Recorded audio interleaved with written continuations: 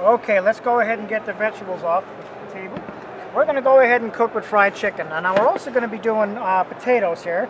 Let's make sure we have our stove on, because the last time I did that, I forgot to put the stove on. That wasn't very happy. Anyway, we have a lot of fun here anyway. We're also going to cook a potato, because potatoes are a nice fresh vegetable. What is the natural ingredient in a potato? Potassium, exactly. So we're going to leave the skin on the potato. You don't want to skin your potato or peel it, because that's where all your nutrients are. We'll take a fresh potato. This is our Freedom skillet. We're going to put this in a totally dry pan. Place it just like so. Okay? In a totally dry pan. Now we're going to take chicken. And I happen to have one right here in my trusty refrigerator. I like to use a little rubber glove. So now remember, when you use chicken, you want to be able to wash your hands after you go ahead and touch chicken. So we're going to use chicken with the skin off. And why would we use the skin off? Because you lose the fat content, exactly. So we're going to take chicken without the skin. And we're also going to be cooking without any oil.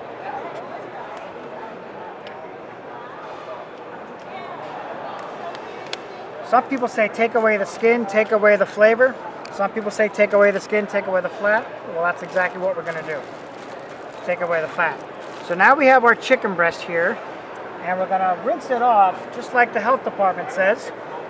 When you're at the home show here, they want us to rinse off the chicken, and you can do that at home as well. So now we have the chicken rinsed off, and we're going to also place this in a totally dry pan without any oil and no grease. There you are. Totally dry pan, folks. Now, well, like I said, when you're handling chicken, you want to make sure that you wash your hands. And I have some sanitizer here. I'm going to go ahead and wash my hands. Now remember, when you're at home cooking your chicken, you can use your own marinades and use your own oils.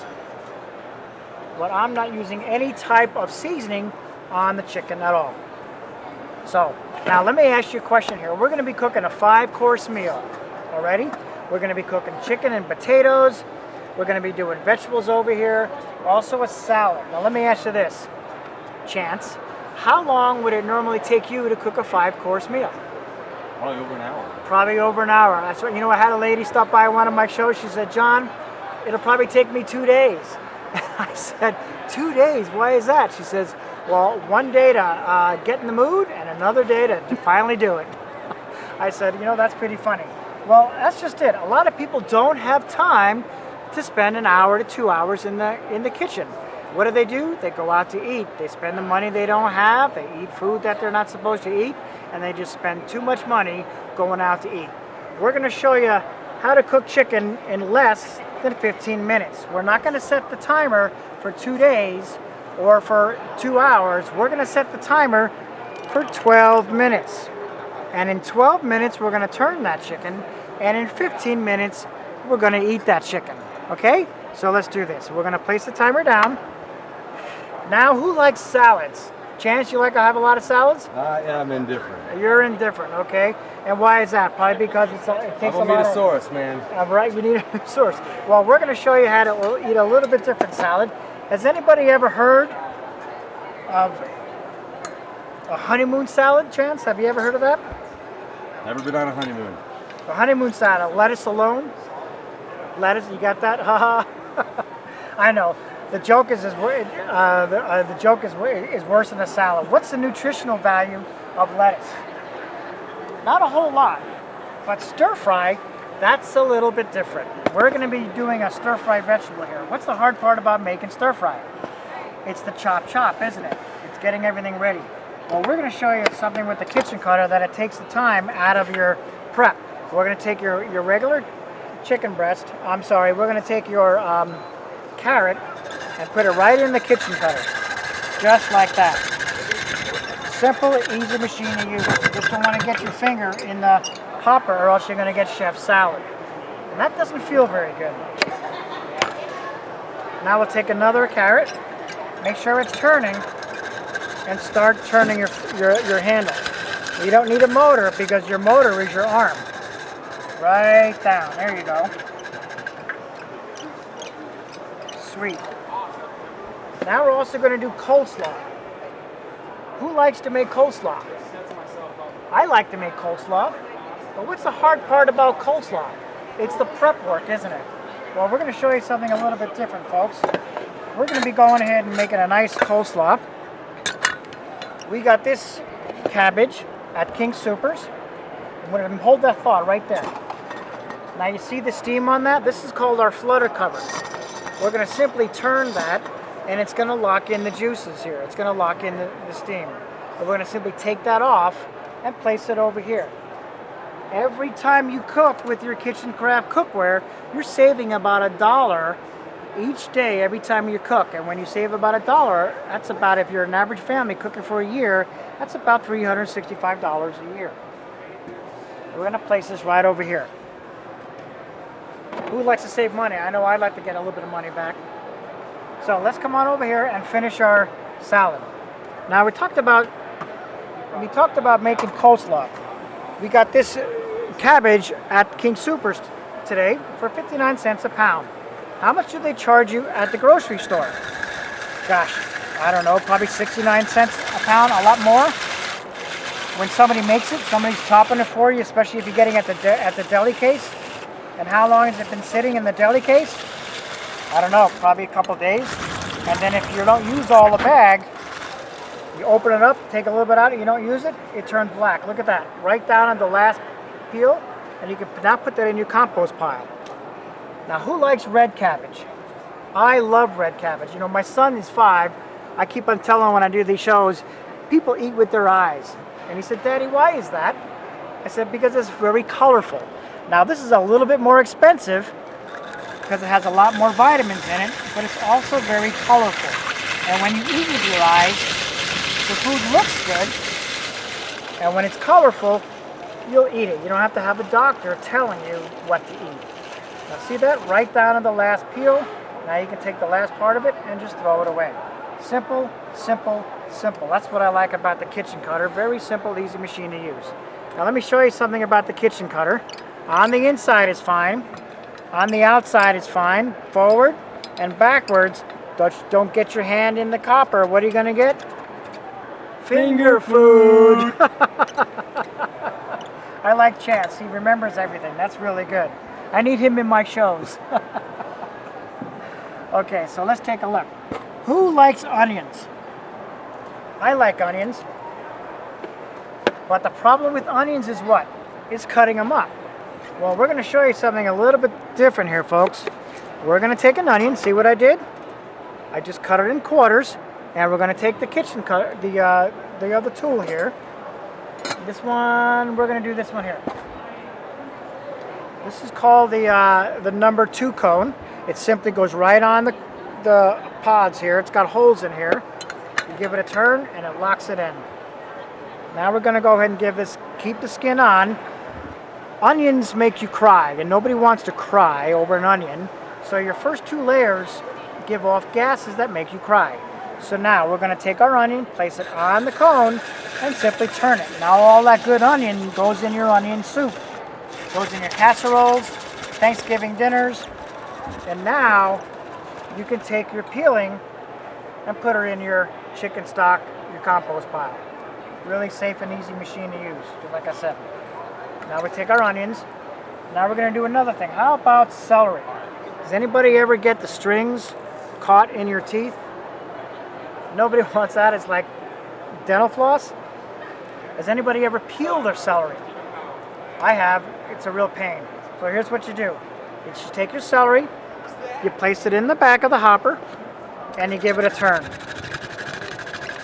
And now all your celery goes right in your salad, in your casserole that you're making for Thanksgiving, your dressing, and out comes the peeling. Now you can take that, put it in your chicken stock.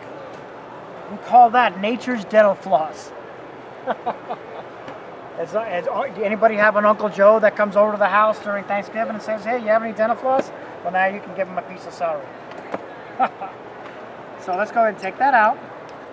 Like I said, very easy machine to use. Let's take that off. You can put this in your sink or the dishwasher. It's dishwasher safe. And place it right on the counter here. Who likes cheese in their salad? I love cheese in my salad. You know, you eat a lot of big healthy salad, but everybody likes cheese. But what's the downside of a good cheddar cheese or a good cheese in your salad? It's a lot of cholesterol. It's a lot of fat. Well, we do something different here, folks. We use what we call cheese plant. And can anybody tell me what that is? It's a butternut squash. It's a really healthy vegetable, really cheap, and it tastes really sweet. So you tell your friends it's cheese. But what's the hard part about a butternut squash? It's the outside of the skin. Very hard to peel, isn't it? So let me show you what we do. You put it back in the hopper with the skin side out, and then now you have beautiful cheese plant coming into your salad. And it kind of looks like cheddar cheese, doesn't it? There we go. And now you can tell your friends, look, we've got a new kind of cheese. I'll just simply turn it. And now you can take this, put it in your compost pile, and now you're done. So what do you think, guys? Chance, here we have a nice vegetable salad. And how long did that take us? You've made it look Maybe like anyone could do it. 3 or 4 minutes? How healthy is that? You know, I gave this to a young lady and her daughter, and her daughter said, you know, she never eats any kind of salad. She had 2 bowls of this last week. That made me happy. So what do you think, guys? If you can do something like this in just a few minutes, would you do it? I want to do it again. But this time, Chance, I want you to race me using something like this. That's called the Knuckle Buster. And remember, the new ones come with the Band-Aids because they know you're gonna need them. Ha ha ha! Love it, don't you? So let me ask you guys a question. Who here likes to cook a lot? Chance, you like to cook, right? Okay. Now, you said you don't like a whole lot of salads. It takes a long time. Now, you seem to be a smart man. You have do you have a garage? You have tools in your garage? Yes, sir. Okay. You know, a lot of guys love to hang their tools up in the garage. I got my power drills up there. I got all my power tools up there. Spent a lot of money. What's the most expensive expensive room in the house? Probably the garage, right? Because you got all the power tools up there. All the guys have all their power tools. What do the women have? They got the little things, right? Exactly. Let me ask you guys a question. Now, Chance, if you and I were going to go ahead and chop trees down every single day for the rest of our lives, and we wouldn't hire anybody, right? What would you use, an axe or a chainsaw? A chainsaw. A chainsaw, right, because it gets the job done faster, right? Now, let me ask the women the same question. Chance, I need you to be quiet here for a second. Now, if we were to go ahead and chop just one tree down, just you and I, just one tree, what would you do? Would you go out and buy an axe or a chainsaw? Probably a chainsaw, right, exactly, because it takes the work, it makes the work a lot easier, right?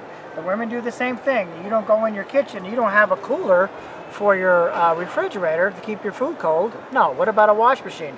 Guys, you have all the nice expensive tools in the garage. Do the women have a riding vacuum cleaner? I hope not. So let me ask you this, guys. If you know the average chef at home, the average family, they're cooking about 1 meal a day, and if you're an average family, that's about 10 to 20,000 meals in a lifetime. Wouldn't it be fair to say that this would be the axe and this would be the chainsaw? Right, exactly, because you have the right tools for the job. So, let me show you something different about kitchen craft. We go to people's homes, we cook a lot of dinners for people, we see a lot of nice cabinets and countertops, a lot of beautiful cookware, and this is what we normally find. We find the most expensive cookware in the world in a lot of people's kitchens. Let me show you what I'm talking about. In a lot of kitchens, some really nice cookware And guys that don't cook, they probably never heard that sound before. Chance, did your mom use one of these? I didn't know. Did you bring my pot I with you? brought your pot with, you know, I had a lady tell me, she said, John, don't laugh, I wish my stuff looked that good. Anyway, I'll turn the chicken here in a minute. So here we have the glass Pyrex pan. Boy, it's got all burnt food in there. You don't want to use that. This was a great pan years ago. This was the old wedding gift. I got one of these years ago. Copper bottom, nice stuff. But what's the first thing you would need to put in here to keep it from sticking? Oil and butter and grease, right? Good stuff for you. No, probably not. Then we have the old really cheap Teflon pan. Here's another Teflon pan. Now we call it Tefloff. I had a lady at one of my shows said she had a friend make mashed potatoes in one of her pots that was Teflon. She had black stuff in it. She thought she was putting pepper in it. The actual Teflon that came off of the pan. Guys, stay away from Teflon. You don't want to have that in your house. And then, of course, these pans I want to talk about. Your aluminum pans that the restaurants use. See how black that is? When you cook certain types of food in there, it gets shiny again. And then when you cook certain types of food in there, it gets black again. And where does all that black stuff go? That's the iron that goes into the food. And who eats the food? We do. Our kids, our children. We don't want that. Guys, stay away from your aluminum pans. And then here's our sweet pan, the old cast iron that Grandma gives us, right? What's the first thing you have to do when you get a cast iron pan? You got to season it with oil to open up the pores. And also, what do they tell you? You've gotten that pan from Grandma over 30, 40, 50 years ago, and you're not supposed to wash it out. Would you want to be eating out of a pan for 30, 40, 50 years and not having it washed out? All the food tastes the same. All your salmon tastes like cornbread, your cornbread tastes like pork chops. All that grease is still in the pan, guys. Stay away. These are great for camping and maybe hitting your husband over the head when he comes home late at night. Guys, I hope you don't come home late at night. Anyway, kitchen craft is different, folks. Let me show you our pans. I'm going to come over here. This is called Kitchen Craft Cookware. We've been around for over 100 years, and we've been making the best cookware in the world. We've been told that we've been making the best cookware in the world many, many years. All of our cookware, it has 7-ply construction in our metals, okay? The first 2 layers are an aluminum alloy that heat that pan up really fast like a good cast iron, okay? Then we have another 2 layers that hold that heat in there like a good cast iron as well. All of our handles are oven safe, up to 400 degrees. It's dishwasher safe, so you won't ruin a pan in the dishwasher. And then we wrap it to give it that non-stick appearance and that beautiful finish that everybody likes. We wrap it with T304 surgical stainless steel, the same type of stainless steel that they use in the hospitals. And the thing that I'm really proud of, that I like, it has our address right in the front. West Bend, Wisconsin, folks. You know what that means? Made in the USA. And where is everything made today? In some foreign country, someplace in China. And as far as I'm concerned, you keep buying Chinese products, we're not going to be an American anymore. All of our pans are made in the good old USA. Woo! Yay for Uncle Sam! Woo! Yay! America! Awesome. You guys are really good. Thanks very much for applauding. So, I told you. Know. I got to know. I told you I was going to turn that chicken, right? Now, guys, I've been trained as a personal chef to turn this chicken without any utensils. Are you guys ready? Chance, you got the first aid kit standing by? Yes, sir. Okay, here we go. We're going to turn the chicken. Ready? 1, 2, 3. We're going to turn the chicken. Ooh. We're going to... Let me do that again. Did you catch it? It takes a lot of practice. We're going to turn that chicken. Okay, so I'm going to check the chicken out. Looks good. See, if you're at home cooking, how often are you turning that chicken to make sure it's done? You're constantly turning the chicken. The guys over here had the chicken. Can you vouch for that? It's moist chicken. Awesome, huh? Didn't use any oil or no water or no fat. Well, we're going to show you something. Let's go ahead and check out our vegetables here.